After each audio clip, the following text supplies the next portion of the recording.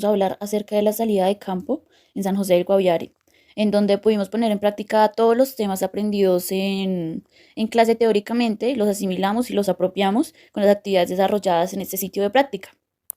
El primer día estuvimos en el Instituto Sinchi, en la estación experimental El Trueno.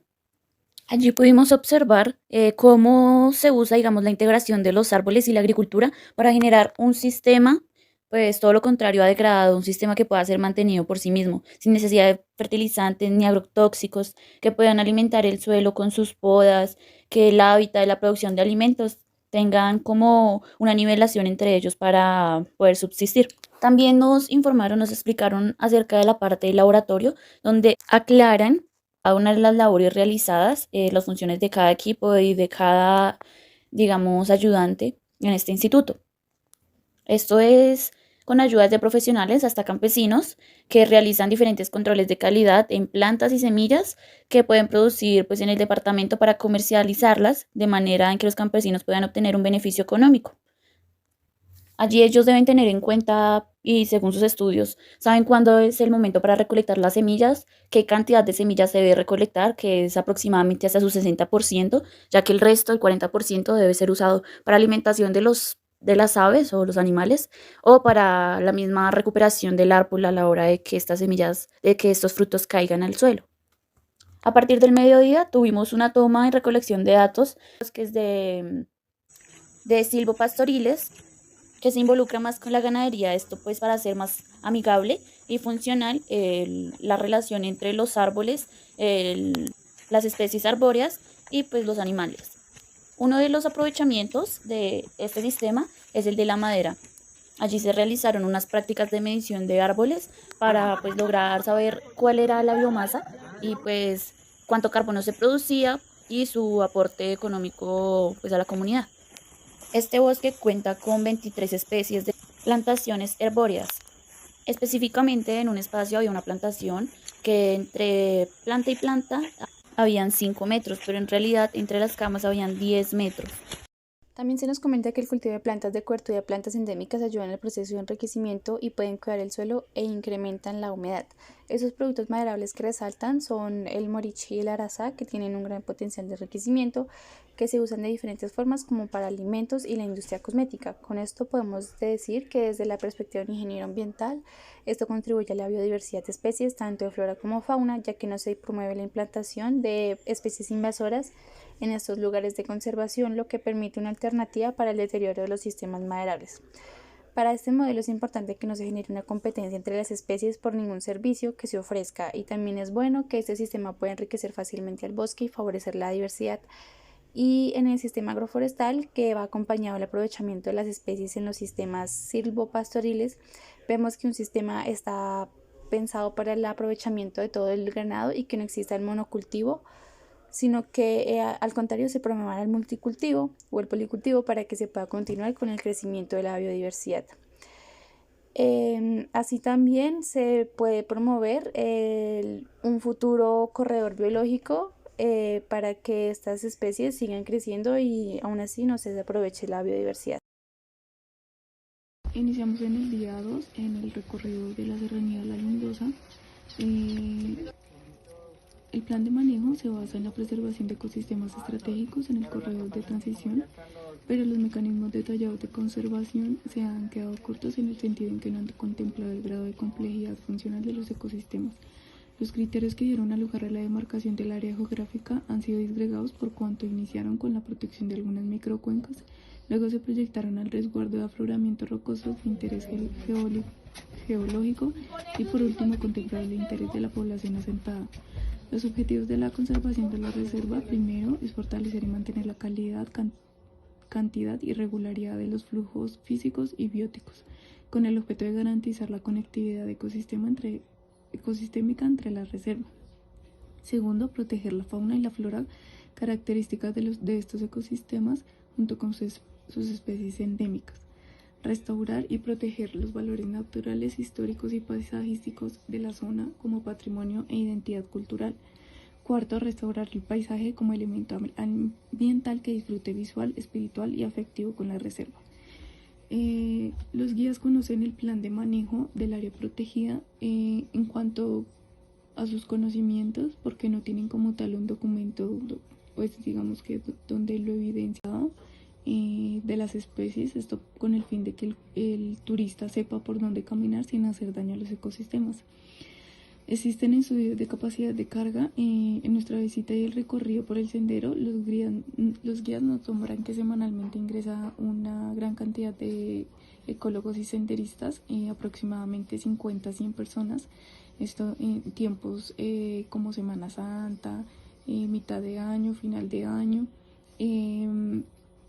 donde pues principalmente los pozos ecológicos son los mayores atractivos.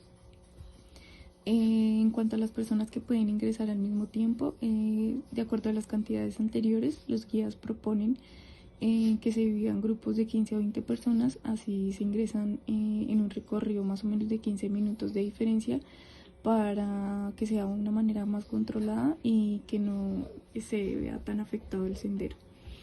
Los aspectos que cambian, los aspectos a mejorar en los senderos y contribuir a la conservación del área es que se realicen un poco más de demarcaciones en el camino, debido a que por la actividad humana se han generado como más caminos donde muchas veces por el desconocimiento de los turistas se pueden dañar algo de los ecosistemas. Adicionalmente, que se tenga un poco más de protección en cuanto a una especie para el cuidado y evolución de manera positiva.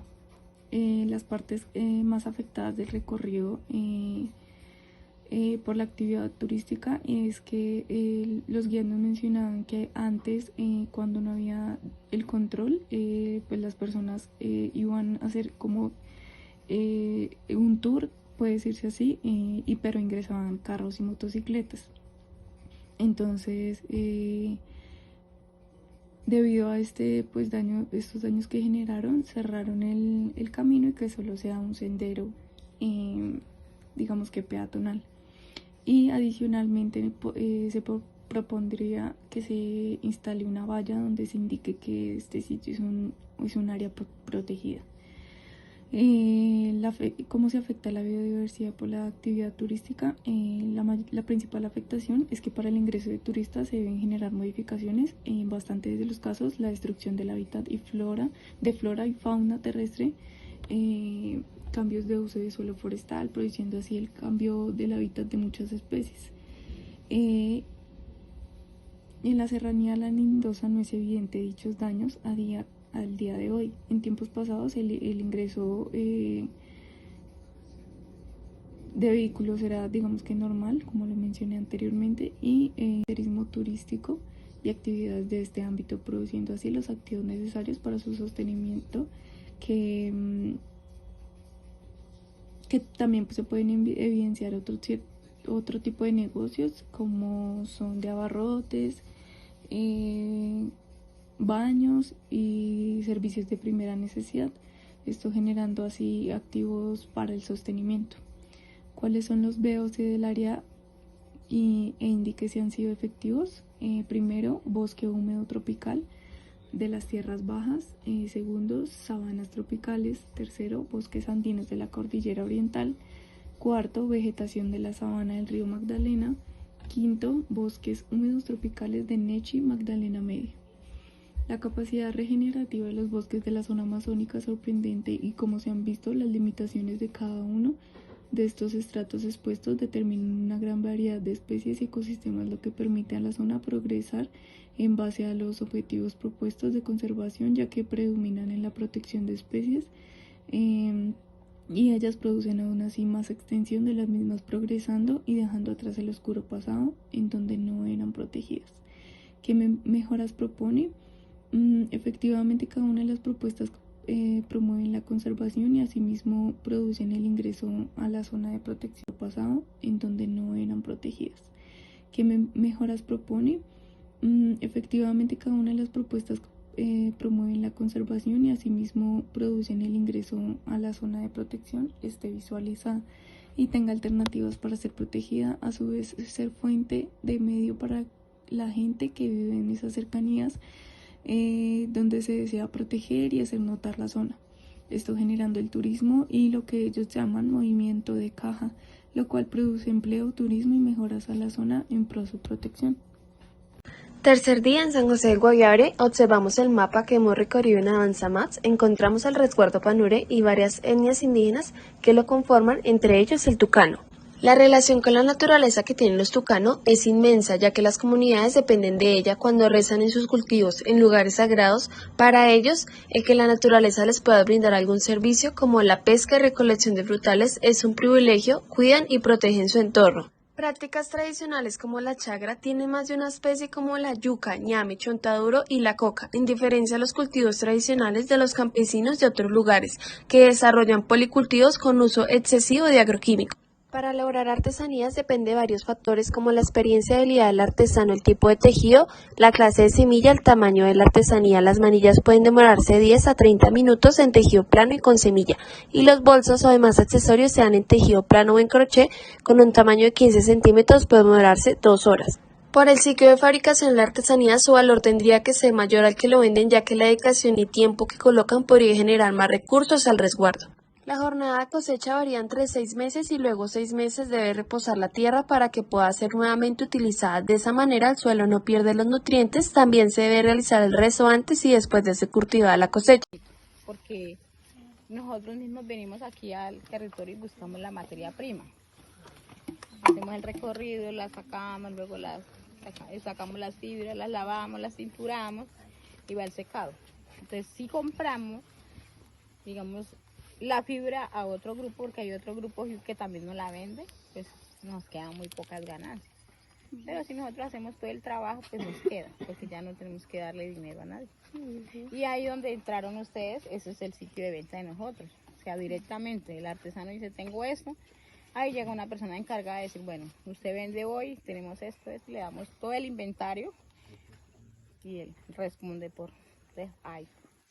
Pero si ya, por ejemplo, el fondo mixto nos compra muy barato y nosotros por eso nos independizamos, porque llevamos digamos, un canasto que vale 60.000 pesos, bueno, haciendo todo lo que se gastó o lo que se invirtió, y nos daban 40, 30.000 pesos, la mitad de lo que vale. Y iba uno y miraba, estaba a 75. Por ejemplo, una maca Nucat vale 600.000 pesos, menos de esa, usted no la encuentra en el mercado. Para uso comercial aprovechan especies como guaruma, el cumaré y moriche en la fabricación de artesanías como manillas, cinturones, bolsos, entre otros. Las especies para uso propio van entre frutas como 18 especies de ellas como la guama, la uva, la piña, el limón, el anón, el marañón, la papaya, el carambolo y entre otras. Otros alimentos que manejan, por lo general en la yuca, como 14 especies de ellas, pero cultivadas en ese momento solo tienen 9, y entre otros alimentos el ají, el cacao silvestre, el ceje y la uyama. Se encuentran varios individuos de esas especies en el bosque, pero la mayoría de ellos a veces es porque el cultivo no es manejado de manera adecuada, presenta plagas o insectos que dañan la especie, falta más plantación de dichas especies para un mejor aprovechamiento. Los impactos ambientales de las prácticas de manejo desarrollados por los tucanos se ha manifestado que con el pasar de los años el resguardo ha tenido muchos cambios. Los árboles antes eran más frondosos, todo era verde y no se lograba ver el sol por la cantidad de árboles.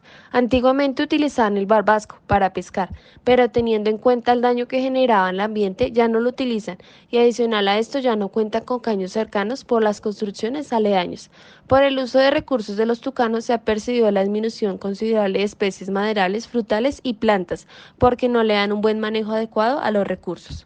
Para mejorar los procesos de manejo del bosque, para que la comunidad y la biodiversidad se beneficien, se podría crear un plan de manejo ambiental sobre los recursos existentes. Adicional a esto, se podría manejar un criadero, tanto el picure, que puede servir como un dispersor de semilla, como la lapa, que se encuentra en vía de extensión por el sabor de su carne.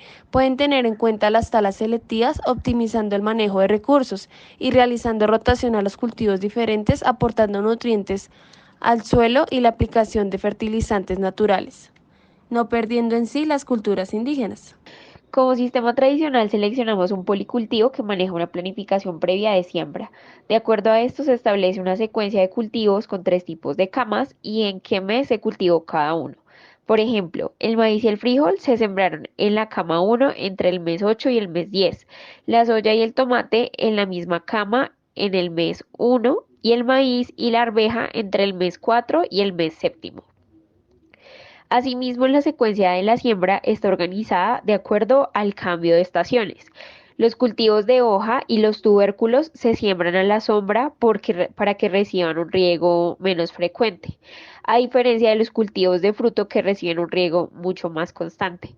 Se tuvo en cuenta los cultivos que pueden proveer para todo tipo de alimentación.